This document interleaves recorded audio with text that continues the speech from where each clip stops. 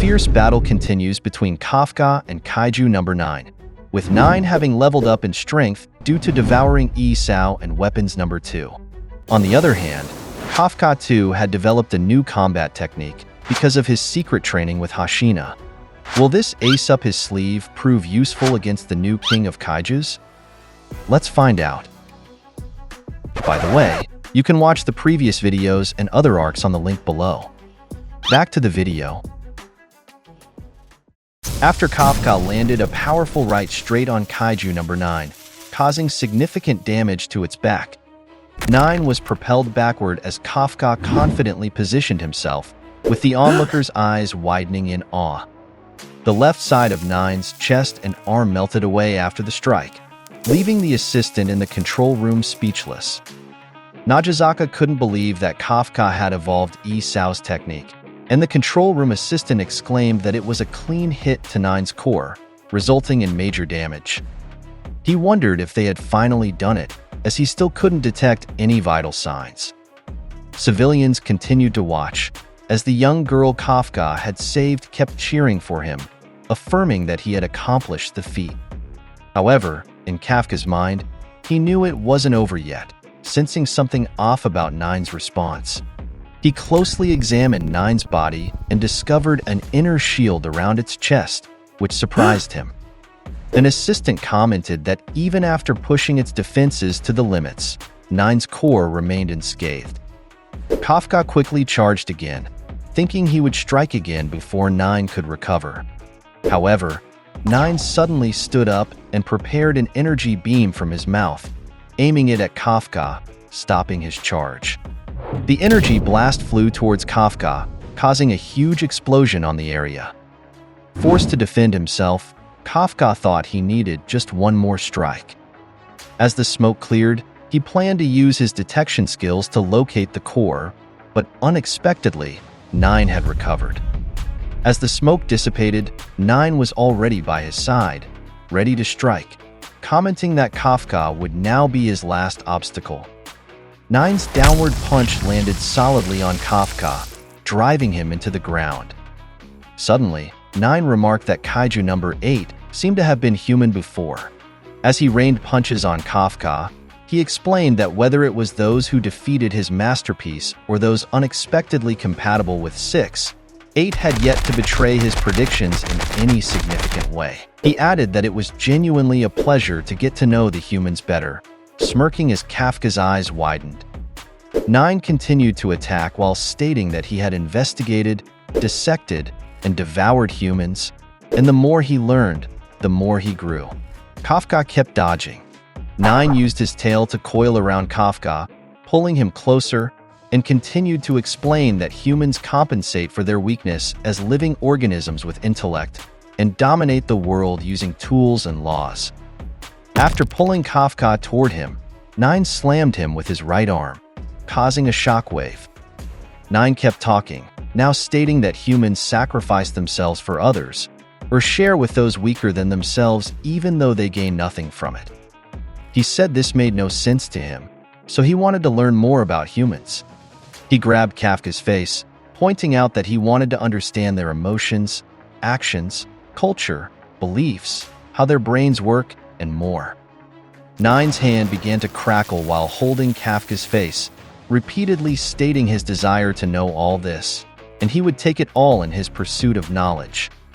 After this, the state of various places was shown, revealing that 9 had largely taken over most humans, who now resembled zombies with kaiju parasites in their bodies. He asked Kafka if he saw this, the human form, the human culture, and said that humanity in its entirety had laid the foundations for the world of monsters he had long dreamed of. During this, Kafka's only thought was that he needed to stop this. He unleashed the throttle of his elbow and shouted for 9 to be quiet. He tried to deliver a powerful straight punch, stating he would not let 9 create such a world. However, 9 easily stopped his attack, which surprised him. 9 remembered something, commenting that Kafka's attack was quite amusing earlier and thanked him for showing how much he had grown. Suddenly, Kafka felt the presence of No. 2 strengthen, and soon 9 grew again.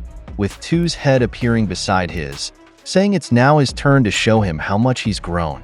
An assistant shouted that number 9 was shape-shifting again, and soon after, 9 struck the ground powerfully, destroying a large part of the area where he and Kafka stood. 9's strike grazed Kafka's arm and cleanly severed it. Kafka couldn't believe the strength of 9's close-range attacks, which felt like they were coming from Isao himself. As Kafka moved away, parts of 9's body suddenly enlarged, and he launched an enhanced invisible bullet attack at Kafka, causing Kafka to be thrown back and his right leg to be severed in the process. Kafka realized he was facing a different kind of monster this time, and he seemed to be in a bad situation whether close or far. It felt like he was fighting both Kaiju number 2 and Kaiju number 9 at the same time. 9 threw a right straight at Kafka, but Kafka easily dodged it and countered with the number 1 modified barrage blast, which solidly hit 9's side. Kafka thought his attacks were effective and causing damage, but it seemed to favor 9 more because it allowed him to learn and adapt to Kafka's new attacks. Therefore, Kafka decided to end the battle with one attack, because if not, 9 would learn his entire arsenal. 9 kept raining punches while encouraging Kafka to show what he could do, and Kafka countered while thinking that he still needed to endure all of 9's assaults. Soon, Kafka used the number 4 modified rising blast, which solidly hit 9's jaw, breaking his teeth. However, 9 was not fazed at this and just asked if Kafka had any more attacks, finding it thrilling. As the battle continued, Kafka realized that 9 could extract everything he knew at this rate.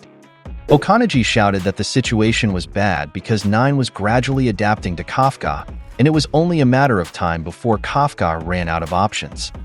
Hashina then spoke up, noting another problem. More than 30 minutes had passed since Kafka transformed into Kaiju number 8.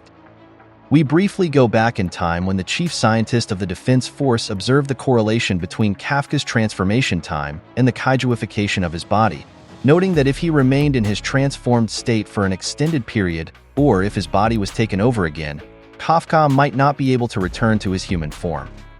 As the battle continued, Kafka stated that others had ensured his arrival there, so he could not afford to lose no matter what happened. He launched a combo at 9, targeting his chest and thinking he just needed one shot at the core. Just as his power punch was about to land, 9 unexpectedly dodged quickly, causing Kafka's eyes to widen. 9 appeared behind him, commenting that Kafka seemed to have no new moves left, and immediately used the number 6, Thunder Emperor on Kafka.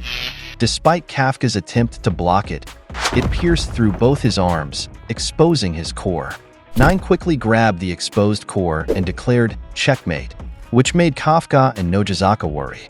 As 9 pulled on Kafka's core, he taunted that it seemed this was the end of their fight.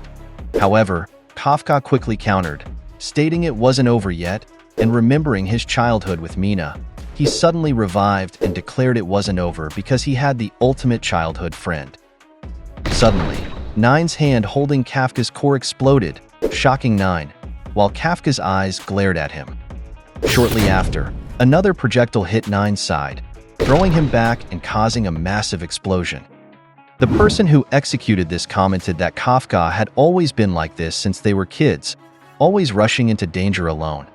Kafka laughed and remarked on the incredible strength he possessed, and when he looked back, it turned out to be Mina, recalling Kafka's usual reassurance not to worry. Mina just sighed, remembering this, and said it was really good that she was right by Kafka's side.